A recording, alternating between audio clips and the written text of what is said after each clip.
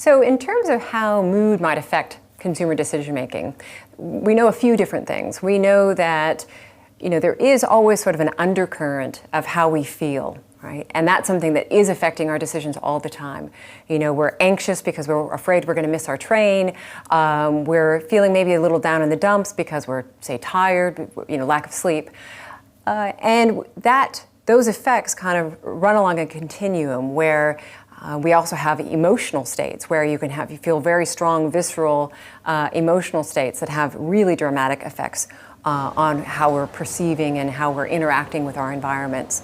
And so it's sort of interesting to see this, and we know that people will use how they feel to make decisions.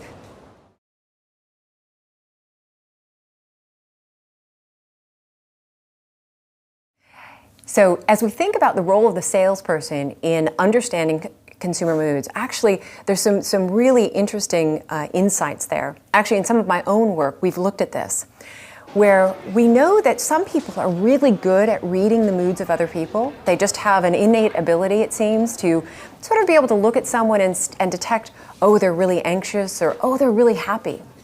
And that some of the research I've done suggests that in a service context, either a retail environment or a restaurant environment, that when salespeople can pick up on those subtle cues to how someone's feeling, that it has a very positive impact on the consumer.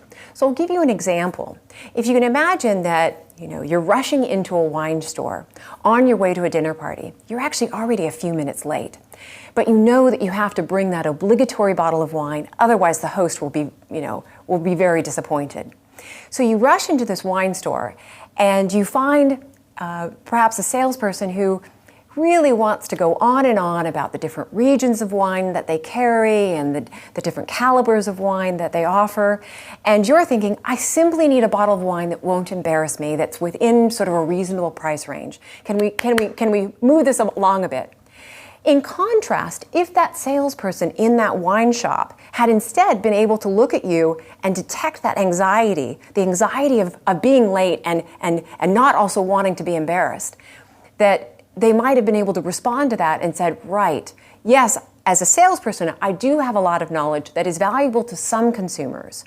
But this consumer, I don't think wants all of that information. And instead, I'd be much better off sort of perhaps identifying a bottle of wine in a reasonable price range that looks nice, that they can kind of, we can sort of process quickly and get on their way. So yes, I think the salesperson has a really important opportunity. There is an important opportunity in these customer-facing roles to be able to pick up on the cues of the customer and respond to them.